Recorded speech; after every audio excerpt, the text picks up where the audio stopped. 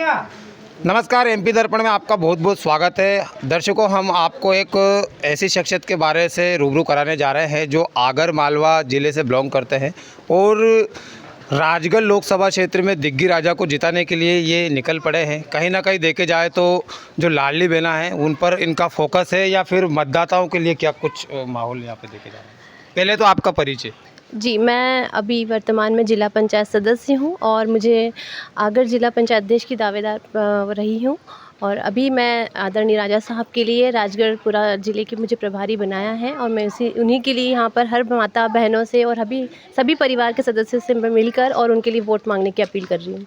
कैसा माहौल दिख रहा है इस बार? मुकाबला मोदी जी से दिख रहा है या फिर रोडमल जी से दिख रहा है?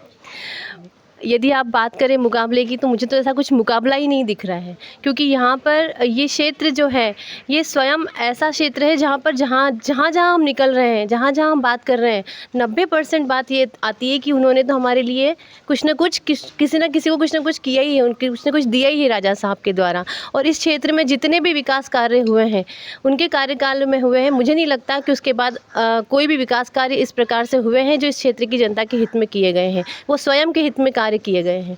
तो यहाँ पर कोई ऐसा नहीं लग रहा है, स्थिति नहीं दिख रही है कि क्यों वो कोई कंपटीशन में है या कोई ऐसा चुनाव में है। वो तो जीत रहे हैं और बहुत भारी चुनाव जीत रहे हैं। कितने मतों? भारी मतों से।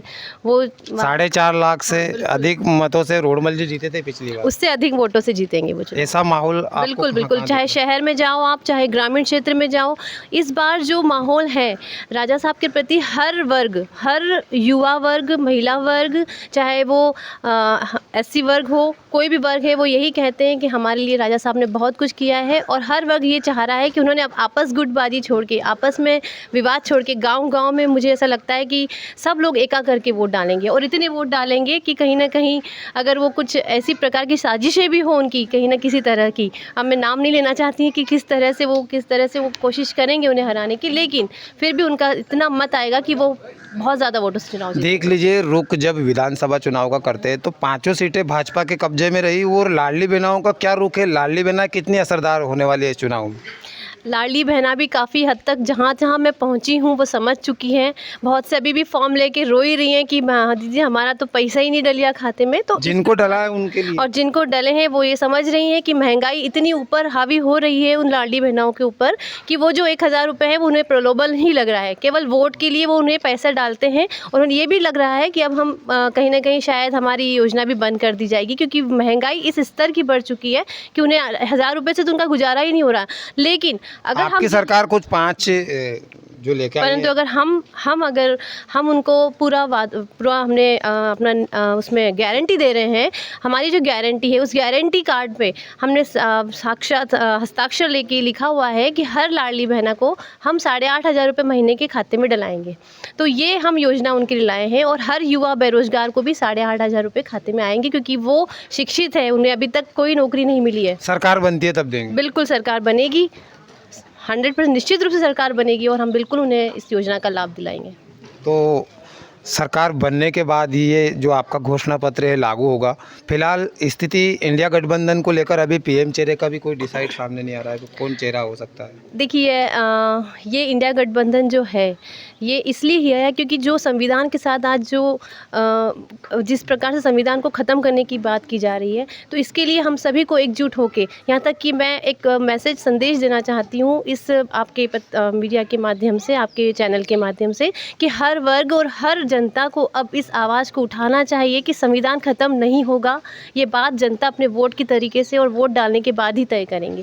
आपने तो सरकार बनाने की बातें कह दी है, लेकिन देखा जाए तो मोदी जो लहर है वो भले ही सामने नहीं है लेकिन अंदर असर कर रही है।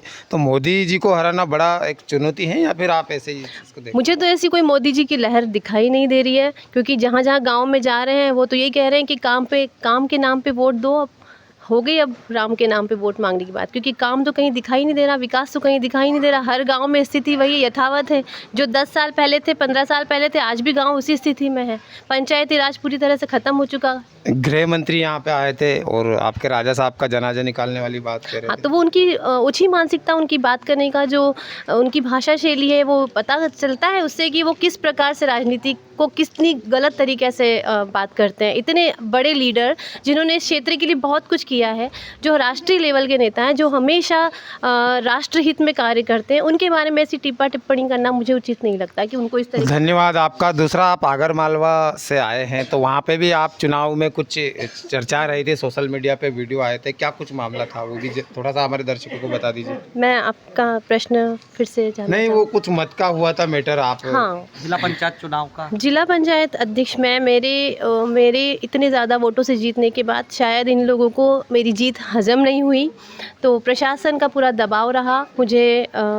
मुझे वोट में भी मैं जीत गई थी, मुझे वोट के द्वारा भी उन्होंने बेईमानी करके, चीटिंग करके और बराबरी की गोटी अध्यक्ष बनने वाले थे। हाँ, मैं अध्यक्ष बन ही गई थी, फिर उन्होंने बराबरी की वोट करवाए, फिर उसके बाद उसमें ड्रॉ हुआ, उसमें भी उन्होंने बेईमानी की। हमें पूरा प्रशासन का दबाव रहा, कलेक्टर ने पूर्ण रूप से बिल्कुल बेईमानी से इस चुनाव को कराया, और इसका मुझे अभी भी इस बात का दुख है कि अगर इस तरह से आप सत्ता लोभी हो जाते हैं कि जनता आपको इतने वोटों से चुनाव जिता रही है और फिर भी आप इस तरह सत्ता के लोभ में आकर और हमें हरा रहे हैं, तो आप कहाँ राष्ट्रहित की बात करते हैं। मेरा तो एक सवाल है कि चुनाव का समय, नेता सब आ रहे हैं जा रहे हैं, लेकिन राजगढ़ जिला चिकित्सालय में जो अव्यवस्था है, ये चुनाव के बाद विपक्ष के तौर पर आप बने रहेंगे तो यहाँ के जो मरीज हैं उनकी आवाज़ उठाएंगे या फिर ऐसे आप चुनाव में? राजगढ़ जिले की चिकित्सा की बात करते हैं, आप हर जगह चिकित्सा में देखो। मैं तो कहती हूँ आप जाके हर जगह ही देखिए, राजगढ़ ही नहीं हर जिले में ये स्थिति है कि चिकित्सा के क्षेत्र हो, चाहे शिक्षा का क्षेत्र हो या अन्य कोई भी क्षेत्र, यहाँ पे निर्माण कार्य में अनियमितता तो हो रही है ना, तो वहाँ पर तो कोई विपक्ष खामोश क्यों है? खामोश है ही,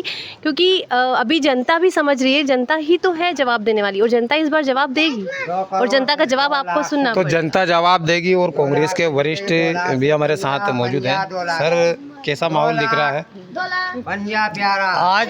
लाडली बहनाओं पे फोकस चल रहा है या पुरुषों पे? देखो, लाडली बहना वाला तो मैटर तो कही था कि लोकसभा में, विधानसभा में जरूर इन लोगों ने बाजी मार ली।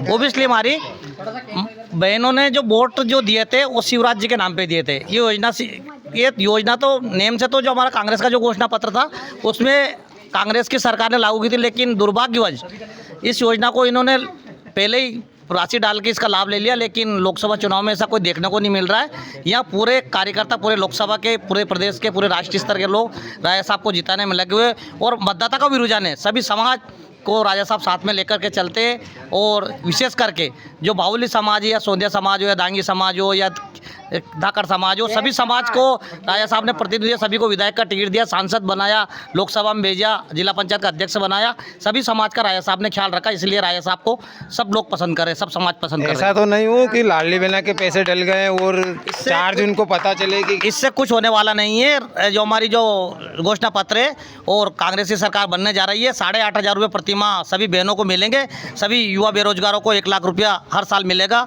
और सभी योजनाओं का पूरा ख्याल कांग्रेस पार्टी रखेगी। पूरी तरह से आप अपने कांग्रेस के पक्ष में माहौल देख रहे हैं। भाजपा के पक्ष में माहौल कैसा नजर आ रहा है? भाजपा के जो 10 साल का कार्यकाल सभी क्षेत्रवासियों ने, लोकसभा वासियों ने देखा कि रोडमल जी ने जो 50 करोड़ रुपया उनको सांसद दीदी का मिला है, उसका क्या परिणाम है। 78% राशि सम्मानीय हमारे सांसद जी ने टैंकर यात्री प्रतीक्षालय में खड़ी करी।